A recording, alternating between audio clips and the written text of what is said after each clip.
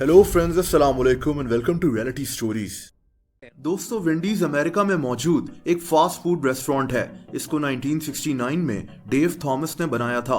इस रेस्टोरेंट की कई चेन्स हैं जहां बर्गर्स और दूसरी चीजें मिलती हैं। इस वीडियो में मैं आपको विंडीज में होने वाले एक इंतहाई अजीब वाक्य के मुतालिक बताऊंगा, जब एक औरत के खाने में इंसानी उंगली निकल आई, लेकिन हकीकत कुछ और ही थी। दोस्तों, 25 मार्च 2005 को एक औरत एना अयाला अमरीकी शहर एटस्कैड्रो में विंडीज के एक रेस्टोरेंट में खाना खाने गई। इसने चिलीज बोल ऑर्डर किया। ये औरत अपनी फैमिली के साथ थी। अभी ये अपना खाना खा ही रही थी कि इसने शोर मचाना शुरू कर दिया कि इसके खाने में एक इंसानी उंगली पड़ी हुई है जो इसके मुंह में आ गई। दोस्तों, ये वाकई में एक इंसानी उंगली थी। उस रेस्टोरेंट में अफरा तफरी मच गई। इस रेस्टोरेंट का स्टाफ इकट्ठा हो गया। एना की तबीयत खराब हो चुकी थी। इसने एक कटी हुई इंसानी उंगली को बाइट किया था। विंडीज में काम करने वाला स्टाफ हैरानो परेशान था कि ये उंगली खाने में कैसे आ गई, ये उंगली थी किसकी और ये सब हुआ कैसे। दोस्तों, इस रेस्टोरेंट में पुलिस को बुलवा लिया गया। पुलिस के सामने भी एना चीखती रही। पुलिस ऑफिसर्स ने बकायदा इस अजीब केस की इन्वेस्टिगेशन करना शुरू कर दी। दोस्तों, ये खबर देखते ही देखते पूरे अमेरिका में आग की तरह फैल गई। विंडीज की रेपुटेशन बहुत ज्यादा खराब हो गई। इनको रोजाना 10 लाख डॉलर्स का यानी करोड़ों रुपए का नुकसान होने लगा। लोगों ने विंडीज जाना ही छोड़ दिया। पूरे मीडिया में हर जगह सिर्फ यही खबर फैल गई थी।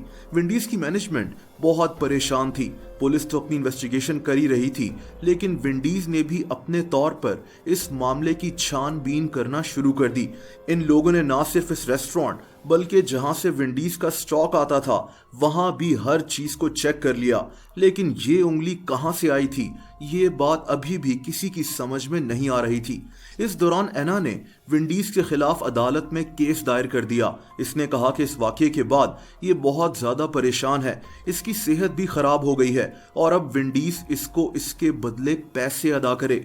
ये औरत मीडिया चैनल्स और अखबारात में रोजाना इंटरव्यूज देती थी। विंडीज शदीद प्रेशर में था।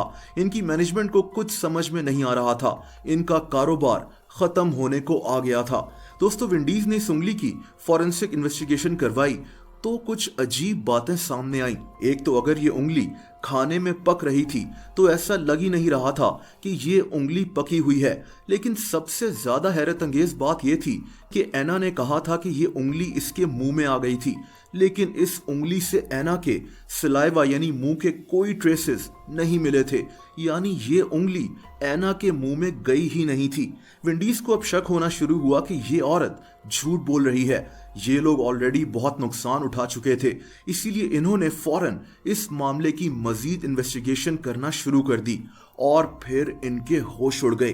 दोस्तों, इन लोगों ने एक प्राइवेट जासूस को इस मामले को इन्वेस्टिगेट करने को कहा था। इस जासूस ने विंडीज को बताया कि एना मुख्तलिफ कंपनीज के खिलाफ ऐसे ही 13 केसेस अदालत में दायर कर चुकी है।